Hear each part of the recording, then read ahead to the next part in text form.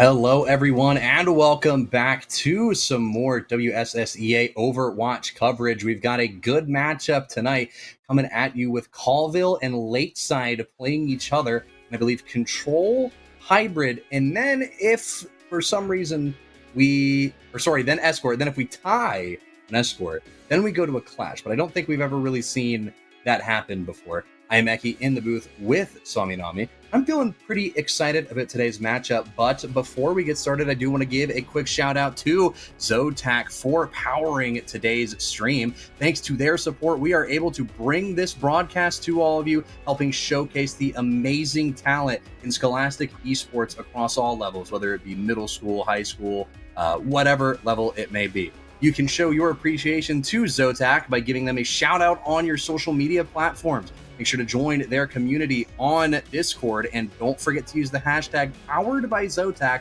or Zotac USA when you post. But with that out of the way, I'm feeling pretty excited about today's matchup. I hear we're going to be starting on Lijiang Tower for the first round, and that map, always exciting.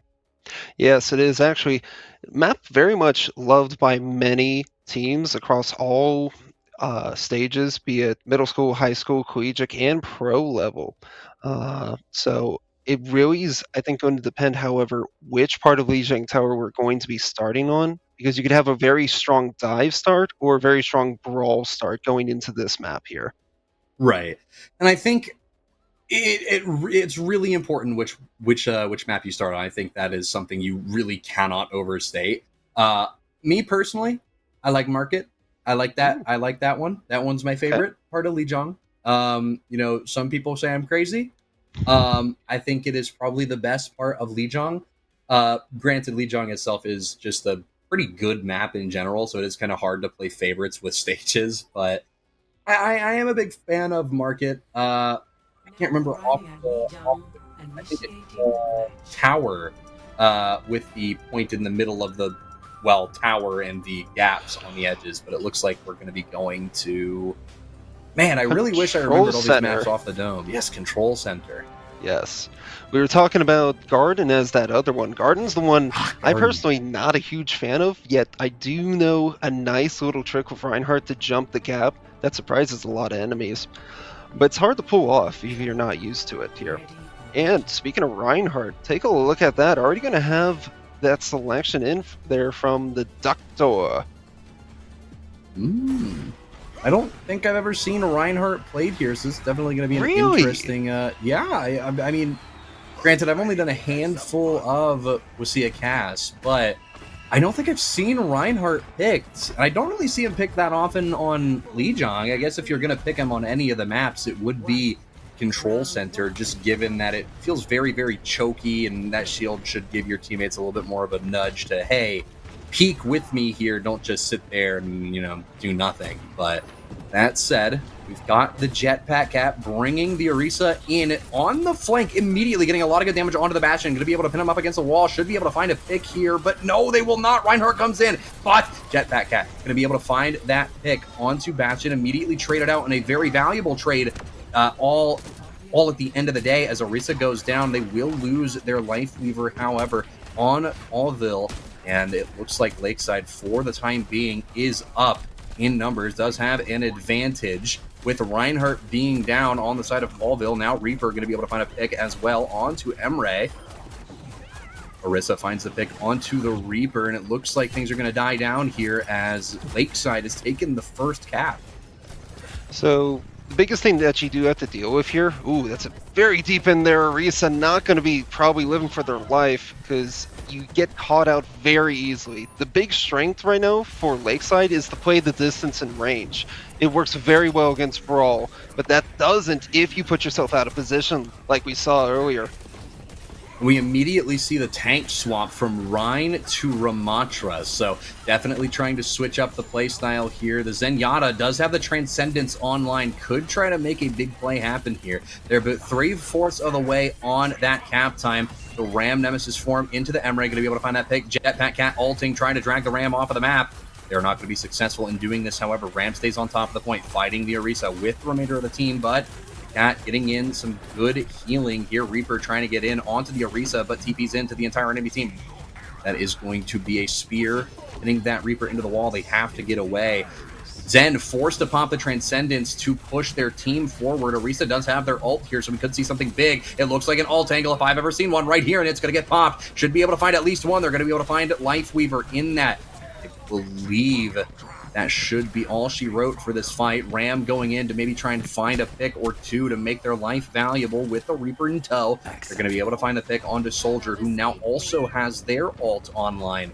And I feel like that probably should have been a good point for Lakeside to reconvert, but yeah, I mean, your biggest strength here is actually getting these early picks. As you're seeing it there, the supports are going down immediately, so this is actually a huge opening right now for, I'd say, Lakeside to push upon. And it looks like that's exactly what they had planned to do, but immediately they lose both of their DPS, so they only have tank and supports online.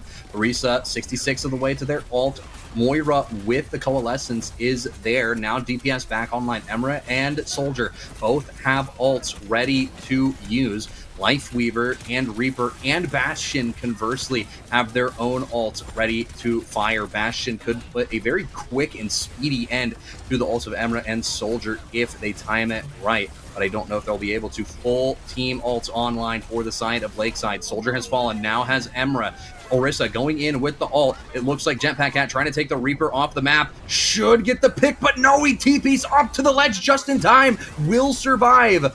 DPS just coming online for the side of Lakeside. Those ults still on the table. Zenyatta with Transcendence now on the side of Colville, and Jetpack Cat is in deep, trying to keep this Moira up alive, or is retreating, I should say, not in deep, to keep their Moira up and alive. Emra still has the ult. Bastion back with their ult as well.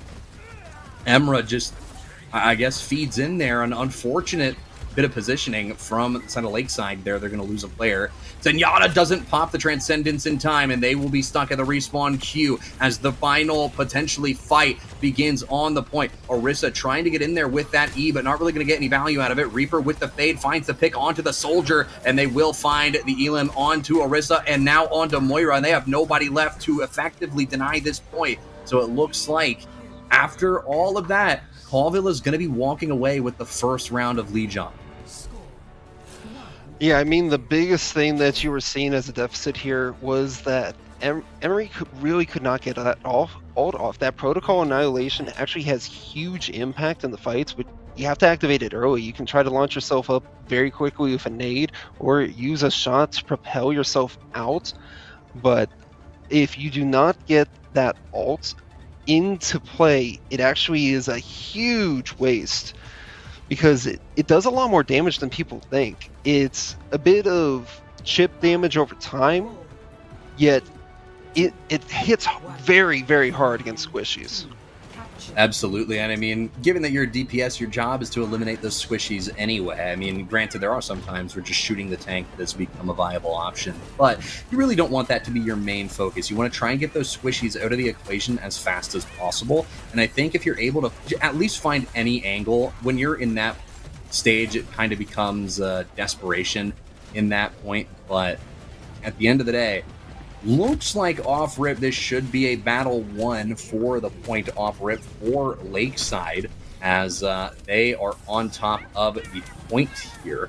Although I'm not sure if the teams have been flipped yet. We are waiting. So for the time being, we will say that, okay, blue is Colville and red will be Lakeside. So Lakeside does have the point right here. They got 10% off of the cap. They won an initial fight there, got Ram off of the map, I believe is how they found that pick. Now he's coming back in to take the fight. Soldier on 40 HP, just trying to get some spam damage through. Bastion lands a nice nade to whittle them down just a little bit more, activate that reduced healing for a brief moment. Preparing themselves with these perks here that does throw a nice nice mix into things. The turret form coming out, trying to get some good damage. The ult is online for Bastion. They do not have Lifeweaver. He has just respawned, so their only thing is in the form of Zenyatta. Moira and Emra are down, however. Jetpack Cat and Soldier are very weak. Jetpack Cat does have their ult now. Soldier has gone down as well. They have only lost Reaper, all things considered, in this fight, with Lifeweaver coming back online, and it looks like they're going to be able to win this fight pretty heavy-handedly, but at the cost of about half. Ram, though, does get a late stagger death onto Orisa, and that will force them to wait just a second longer, and that should net them a little bit more capital. Yeah, I mean, that stagger out is actually a huge plus, and I think there was a bit of a miscommunication there, unfortunately. They wanted to go for the flying helicopter combo, but it just dropped unexpectedly there, so that's a huge waste, unfortunately. All they have is that cat ult there, and the slam could drag someone away, but it needs to be perfectly timed. The slam does get through. They get onto the Ramatra. The cat drags the Ramatra off of the map, so Colville has lost their tank, but they are ahead in cap time, trying to get some good damage. Focusing on that Reaper, pressuring and bullying him away, but a nice spear from Orisa and finished off by Soldier. That will get them on the side of Lakeside a good pick to work with here, trying to get themselves a little bit of cap time advantage. Matra just peeking out to see what's happening, sees the cat, tries to take some pot shots at him. Nothing really special happening here. Taking the 1v1 with the Orisa, but they are getting healed, so this is going to be something you have to watch out for. The Discord Orb onto the gold Orisa will nullify the effects of that gold a little bit, but not by too much. The ult does come out from Ramatra, though, and they are getting in. They find 2 picks immediately. Both Emra and Soldier have fallen to the ult, and now they're going to be able to find a pick onto Orisa, and now a 3rd pick from the Ram ult onto Moira. The cat does manage to get away using the outside boundaries of the map as cover, and they will find themselves back at spawn. Colville has flipped the point. They still have a good bit of time to make up. They are immediately getting back in on the side of Lakeside. They are trying to take this aggression as fast as they possibly can. Full spear charge hits the wall. Not going to be able to find anything. Shield up here to stop the spam. Lifeweaver trying to get some damage onto the Orisa here, potentially fading away. Tree is online, 11 HP. They try to use the tree. They don't Ajax, thankfully, for Colville, but they do not get that tree up. They do have, however, 4 ults online, 3 able to use at any given moment. Reaper is in on Jetpack. Cat can't land these final shots to get the killing blow. That doesn't matter. They bully the cat away. They immediately regress. However, the Reaper is in behind Moira, and Cat could potentially get an ult off here. Yes, they will. They're going to be able to find the pick onto the Moira. The cat does drag Bastion off of the map. Now bullying the Reaper, forced to fade back into the point as it is overtime. One good fight could win it all right here, right now, but Emra's the only one down on the side of Lakeside, and Colville has a lot to make up.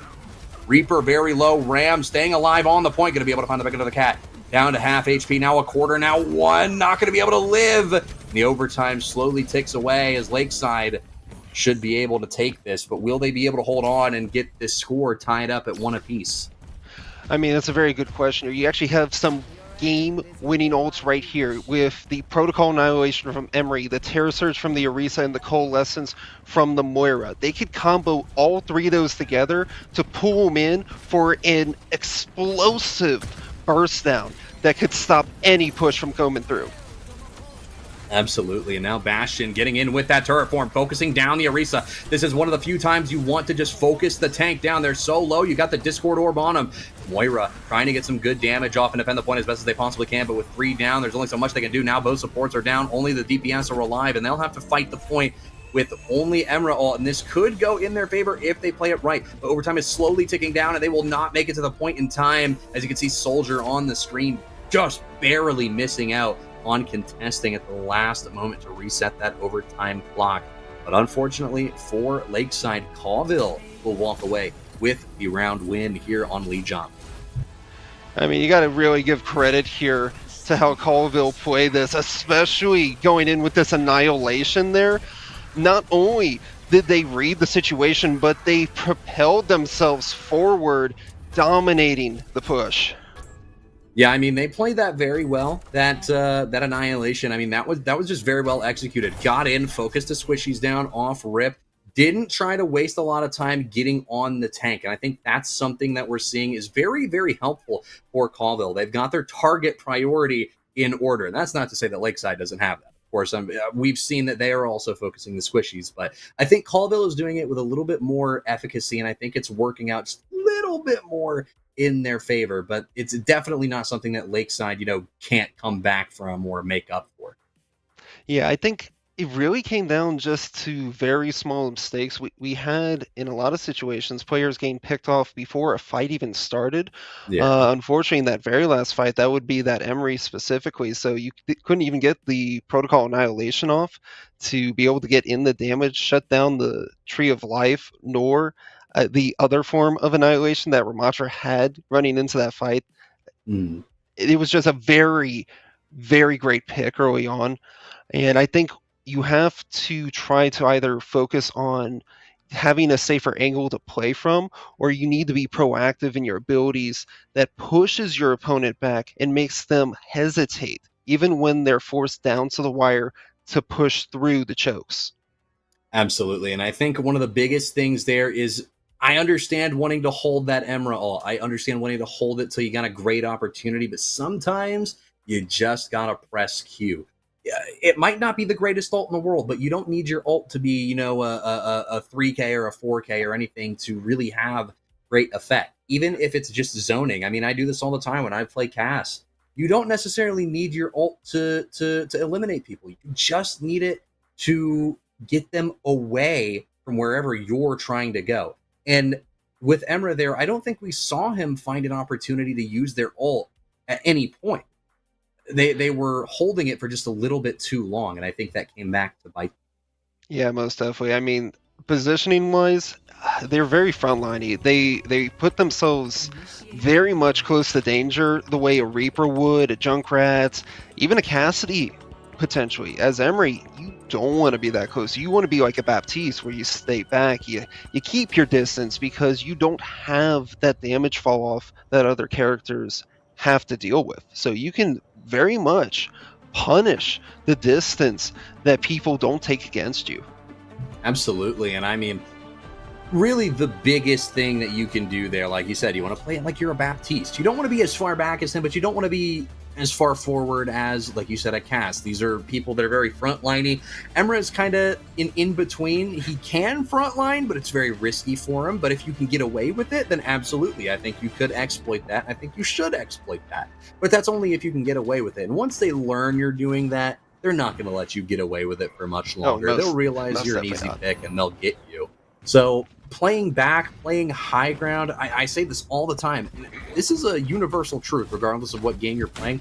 High ground is your best friend. And if you can play it, I have to say that you simply must. But as you can see, we are on Route 66 for this upcoming match. Looks like Colville will be on the offensive. Reinhardt getting out immediately on 10 ult charge. Must have landed a very good fire strike. Contesting the high ground.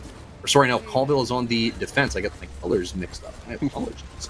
But Reinhardt hit a very good fire strike at the beginning of the game. Nonetheless, Reaper does try to get in and get some good damage. Orisa is going deep, gets pinned in by the Reinhardt, does force out the Kiri Suzu. Could they get a double here? They will get Kiri. Lightweaver will fall, but they trade it out immediately. Reinhardt gets a 2-for-1 hammer down. Or not a hammer down, but the hammer does come down on top of their heads, as he finds a 2-for-1 swing to wipe out that team. They force staggered spawns, and they will hold on to this first point with an iron grip. No, that was a great example of aggression right there. That is what you have to do as Reinhardt, because given that he can only attack through melee, he must be able to close the distance fast and furiously. Absolutely, and one thing I've noticed, I'm a Reinhardt enthusiast. I like to play him whenever I play tank. One thing that's very important is getting people who charge into you, you pin them away, and you force them into a 1v1. Because most tanks, they're not going to be able to beat you in that 1v1. They take crazy damage off rip. Maybe a Mauna if you're fighting them, but even then, as long as you have one guy look with you, you get that free pick. Now, Lifeweaver will fall to the Orisa, but that is immediately traded out as Reinhardt charges in, gets the pin behind the Orisa on the Bastion, and will find that pick as well. Reaper got the find on Orisa. So the hammer down has been expended for real this time, not me mixing things up. It actually has been a hammer down from the Rhine. And they will be able to get a couple picks off of that. Orisa is coming in with 83, now 85 ult. Kiri has Kitsune Rush active, and it will be used. It has been thrown down, so they are trying to push as best as they possibly can up through this choke. And they're going to get this cart through, so this gives them a lot of good space to work with here. They've got some high ground that they can contest. Bastion is pretty weak, forces the Kiri to look at them, forces out the Suzu of all things. Emra goes down, Mora goes down. Bastion is still very low, and so too is Orisa. Bastion will fall. Orisa on half HP gets taken down immediately as the Reinhardt gets in with a charge. Now Reinhardt taking the 1v1 with the Kiriko, and it's a team wipe, a 5K for the side of Colville as they are putting on a clinic for this defense. Yeah, I mean, this is actually really phenomenal. Believe it or not, Brawl is the weakest composition to run on a map like Route 66 here. So the fact that they're getting away with it so effectively is very surprising. You don't get to see that such pressure. There's a big hammer that should come out here, and it does. The hammer goes through the floor. They're going to only be able to find the M-Ray with it, though. But Reinhardt pins in, should get a free pick onto the Moira, and yes, they will. That is a DPS and a support taken down. Bastion ult used to take down the other Bastion on Lakeside. 2 ults expended here. Reaper still has Death Blossom, as the side of Lakeside here tries to inch their way forward once more. They've only got 40 seconds left on the clock. Reinhardt gets in and gets the pin onto the Orisa. They have to force out that gold form. Discord Orb still on top of them, so that Orisa could get down at any moment. Reaper harassing the Jetpack Cat as he should, trying to force them away and make it so that their healing projectiles take just a little bit longer. And all you need is a couple seconds, maybe even a fraction of a second to make it so that this Orisa does fall. But they're not going to be able to really successfully do anything. But that Reaper ult is going to come through, and it's going to be a massive one. He's going to get 3 with that Reaper ult. He gets Emra, gets Moira, gets Orisa, and then Reinhardt comes in and cleans up the Bastion with the Fire Strike, and that is all she wrote for this round of defense. But wait a minute, Jetpack Cat is in on top of the objective. Could they contest for long enough for the rest of their team to come in and make something happen? They will not. Overtime has ticked all the way down, and Lakeside has not even broken the first point. They're only 39, let's round up and say 40 meters, because 39.93, if I remember right. Yes, it is. They really didn't get that far in. No, they definitely did not. This is a very tough thing about escort maps, is that you can feel similar to hybrid maps, that if you can't get around that first corner, you almost find yourself stuck. And now that you have 4 minutes that you have to defend against, it's a very, very tall order that you must meet. If I'm looking to counter Colville right now, I am thinking, all right, we got to bring out the Ramattra, we got to bring out the Mei, we have to be able to poke them out to make sure that they cannot get that brawl pushing into us. We also got to be watching our backside there, because the Rhine got away with a lot of charges coming from the high ground into the enemy there. So you're going to find yourself that a lot of communication needs to be followed up with here. Absolutely, and excuse me, I'm not the biggest fan of the team composition here.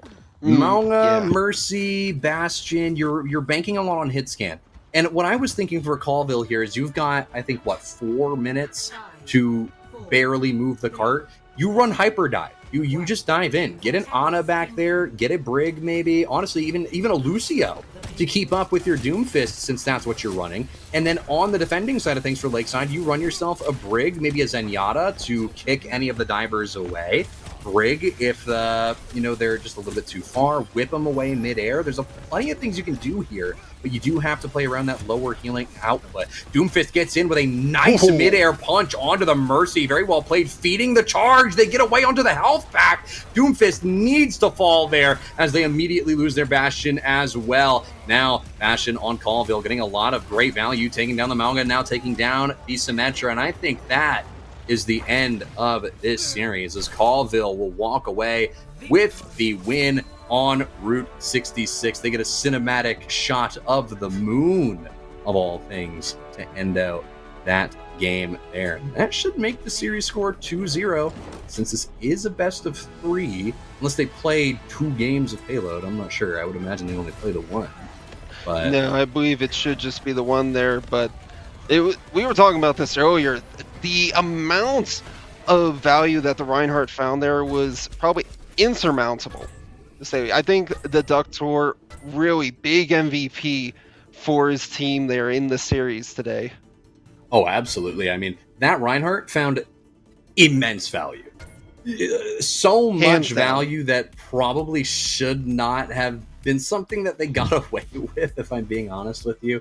That was a lot of getting in with charges, pinning people that probably were maybe a little bit overextended, if I had to be honest. But hey, I'm a lowly plat. I'm not the best. So take what I say with a grain of salt.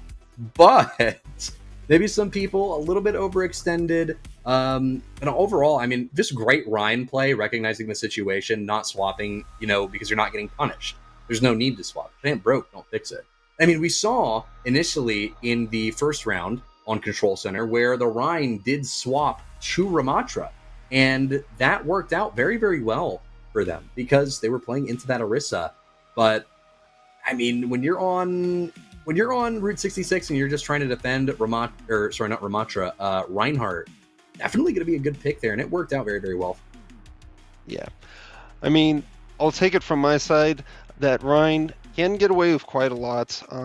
Not really something you should see on a map like 66 typically, but if the opponent does not know how to break it down or focus properly, it is very, very strong tank that does a minimum of 100 damage just on every interaction. So it's kind of insane what they can get away with. Yeah, I mean, if you let that Rhine get crazy value, they're going to get pretty crazy value. But I guess before we go and before I do our final ad read, do you have any shout outs to give? Not in particular. I mean, there's always going to be something going on in the background. However, we do still have more matches, but we'll share that more after our read here. Go and take it away, Eki. Absolutely.